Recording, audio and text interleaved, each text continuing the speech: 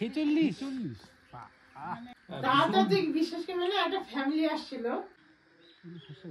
তুমি দেখবেন আমরা এখন বেরোবো তখনই বুঝবে।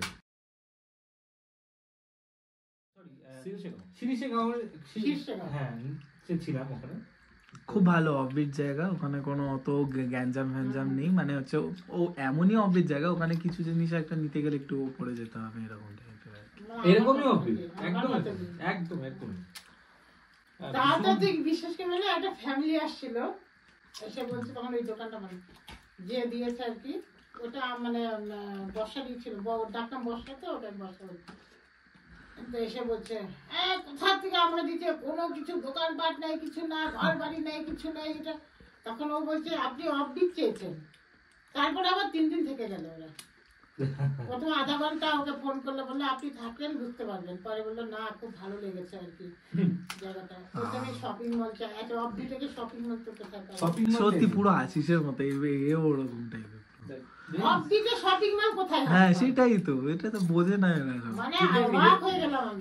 দোষগুলো আমার ঘরে দিচ্ছিস কি যাতা, আমি কোথায় বললাম? এখানে নেমেই বলছে ভাই অনেকটা নেমে গেলাম ভাই, এত তো নামা উচিত ছিল না। না বা না এত, আমি যে এত উপরে চলে গেছিলিস ভুল করে, আমি তারপর বললাম না না ওই বাজার ফাজার ছাড়িয়ে আরো উপরে, অনেক উপরে চলে গেছে। না আমি যে এতটাও উপরে চলে যাইনি আমরা, উপর থেকে নিচে নামছি। ওটা তো বুঝতে পারিস নি, হয়তো হতে পারে, এটা হতে পারে নতুন। ওই যে তোকে যে দোকানটার কথা বললাম না, তোকে ওই যে শেলফির দোকানটার কথা বললাম না, ওদের যদি জিজ্ঞেস করতে হলিডে হোমস্টে যাবো, ওরা ঠিকানা বলে দিত। ও আমাকে মাল দেয় তো ওখান থেকে। ও না, আমাকে দীপলেখাও বললো যে ওই দোকানটায় জিজ্ঞেস করো। দীপলেখাকে আমি ওই দিক দিয়ে উঠেই না, প্রথমে একটা জায়গা আছে উই লাভ শিটং বলে, ওখানে আমি ফোন করেছি ওকে, তো বলছে যে বাবা তুমি তো মনে হচ্ছে অনেক এগিয়ে গেছো। ওটা হচ্ছে তো যোগীঘাটের, যোগীঘাটটা থেকে আই লাভ শিটং। হ্যাঁ ওটা যোগীঘাট ঘুরতে গেলে যোগীঘাট দিয়ে আসলে ওই আই লাভ শিটং দেখা যায়। হ্যাঁ ওটা একটা ছিল, তো তখন আমি বললাম, ও বললো যে কি একটা বাজার জানা, কি শেলপু বাজার। শেলপু বাজার যখন জিজ্ঞেস করলাম তখন লোকে বললো যে না এখনো 8-10 কিলোমিটার আছে, জানা। ওই দোকানটা বললেও বলে দেয়, আমি যারা দিতে আসে না আমি ওদেরকে বলি ওই দোকানে জিজ্ঞেস করতে, যে হলিডে হোমস্টে যাবো, ওরা ঠিকানা বলে দেয়। আমি একটা দোকানে জিজ্ঞেস করেছিলাম হলিডে হোমস্টে, তখন অর্কদীপ বললো নাকি হলিডে হোমস্টে বলে জিজ্ঞেস করিস না, ওই কি এটা ওই বাজারটা আছে না, ওই বাজারটার নাম বলে জিজ্ঞেস কর, সেই হিসাবে এলাম। তাও তো তোদের অসুবিধা হয়নি, অনেকে আবার না অসুবিধা চলে যায় আর কি। হ্যাঁ ওই যে আরেকটা যে গলি আছে ওই দিকে গাড়ি ঢুকে আছে। হ্যাঁ হ্যাঁ ওই বট গাছের যে সামনের যে রাস্তাটা, ওটা আমার দেখতে ভয়ঙ্কর লাগলো যে বাবা এখন উঠে একদম নিচে গাড়ি থাকে একদম।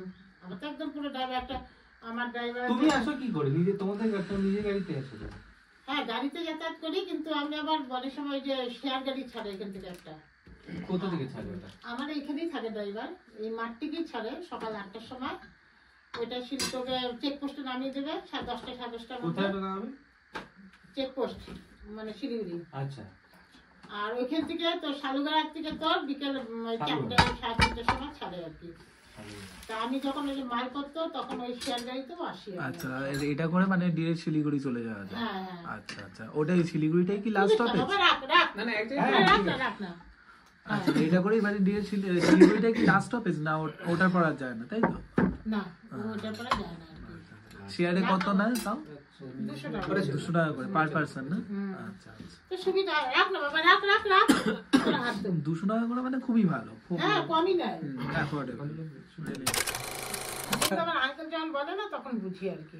আঙ্কেলটা সুন্দর, কিন্তু আন্টি হচ্ছে একেবারে না, উনি হয়তো ওরকম টানে বলে হয়তো। হ্যাঁ নেপালিটা একটু হিন্দির মতো একটু হলো সিমিলারিটি আছে। নেপালি বুঝতে পারবি? হ্যাঁ বুঝতে পারি কিছু কিছু। নেপালি যারা মানে এরকম নেপালি বললে বুঝতে পারবি না, যারা ওরকম মানে একটু বলে নেপালি বলে তাদের কথাটা বলেছে যে আঙ্কেল খুব ভালো নেপালি বলে। কে আঙ্কেল? হ্যাঁ কথা বলিস খুব ভালো, ভালোবাসে লোকজন, আসে সবাই গল্প করে। তা আন্টি আঙ্কেলই বেশি গল্প করে। এখন এখানে কিছু দেখার আছে